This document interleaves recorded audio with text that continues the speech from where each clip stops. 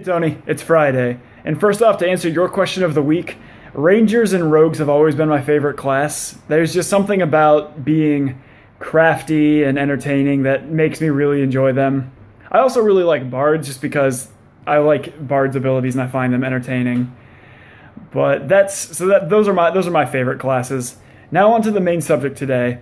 We're going to talk about the First Amendment because it's obviously a hot button topic right now. And so few people actually understand what it means and what it actually does. So we're going to first start off with the actual language of it. And for all intents and purposes, I'm not necessarily fact-checking a lot of this because I've taken a constitutional law class, First Amendment classes, and a lot of what I do involves civil rights and First Amendment as well. So that's my disclaimer here. I'm not going to fact-check because it's not really needed. So let's go and let's start with the language of the First Amendment. The language, and I quote, is Congress shall make no law respecting an establishment of religion or prohibiting the free exercise thereof, or abridging the freedom of speech or of the press, or the right of the people peaceably to assemble and to petition the government for a redress of grievances.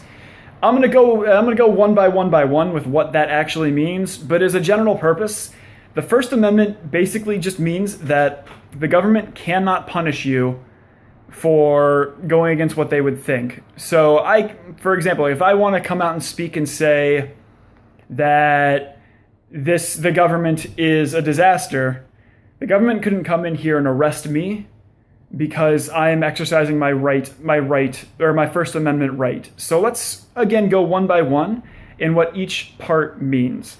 So we're going to start at the very beginning, in which Congress shall make no law respecting an establishment of religion or prohibiting the free exercise thereof.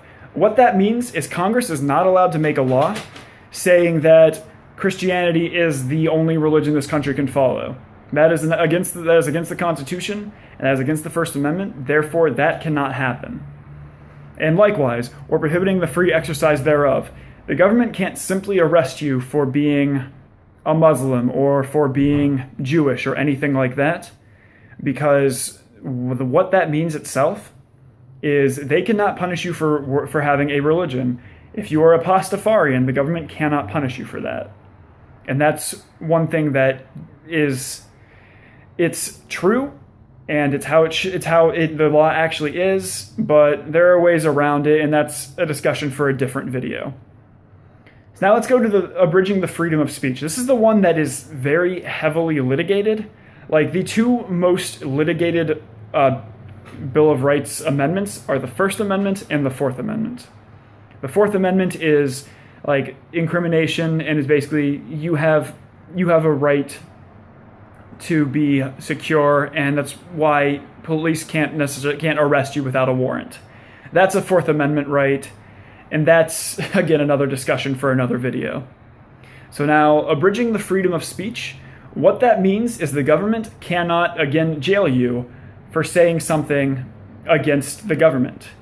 Or in an example, the one that's certainly in the news right now, if you are an NFL player who is kneeling down and protesting the national anthem or anything such as that, the government can't arrest you for doing so. That is considered freedom of speech, and freedom of speech is a really large topic because that includes spoken speech, so it includes language, it includes art, it includes expressive speech, it also includes symbolic speech. A good example of a symbolic speech was Tinker v. Des Moines, Iowa, or Des Moines School District, which was in the 60s, in which there was a student who was protesting the Vietnam War by wearing a black armband to protest the Vietnam War. The Supreme Court ended up ruling that that is considered symbolic speech, and therefore it is protected. And so freedom of speech, as I said, it's one that's very often quoted, but isn't well understood. So with that, a good example of that is if somebody says something to their employer and they get fired for saying that thing, somebody might claim, oh, you violated my free speech right. No, only organizations and only companies, only places that receive federal funding does that work. That's called a 1983 claim, and that's the legal term. But basically, if you receive federal funding, then you are held subject to the Bill of Rights and to the First Amendment in particular. So a good example of that one is if you're on a college campus and the school basically says your viewpoints do not agree with what we hold this school to, therefore you are not allowed to be here and you will never be allowed on my campus and I am jailing you because of it. That there is a violation of freedom of speech. And that's one that people don't really understand.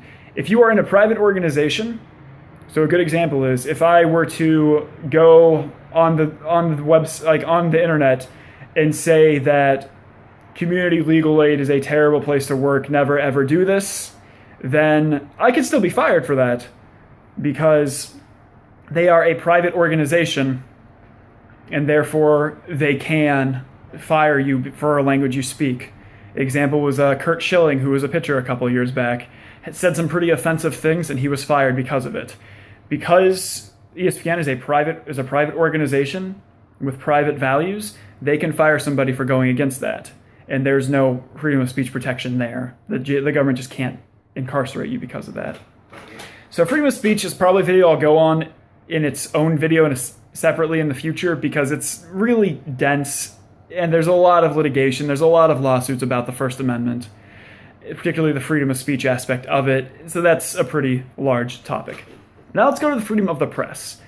Again, as I've mentioned before, the freedom of the press means that you can write the truth, even if the government doesn't like it. They cannot incarcerate you. They cannot punish you for writing this. Now, people can stop reading you for sure, but the government themselves can't do anything about it because they are stopped by the First Amendment on that.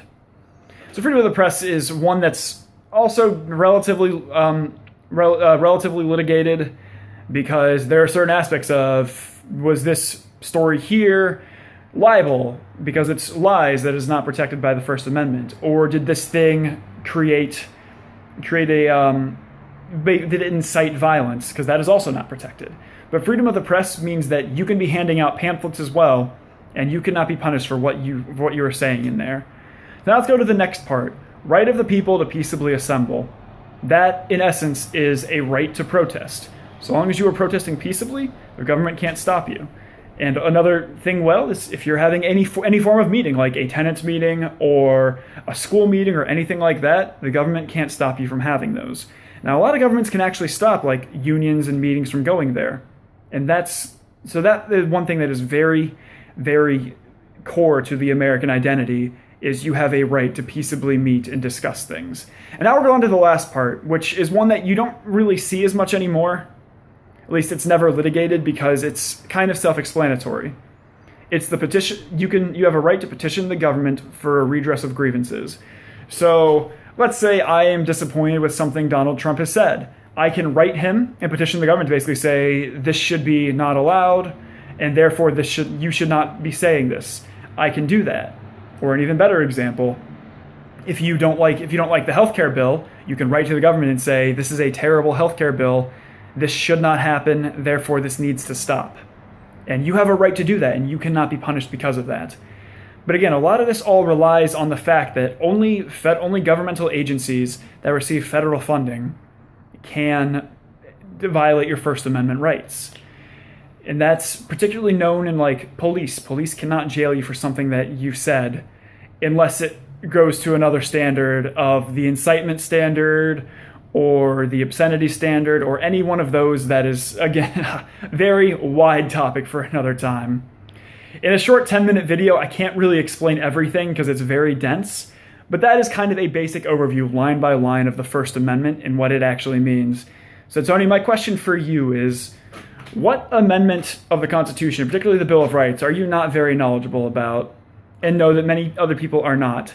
Tony, I'll see you on Tuesday. Later, bro.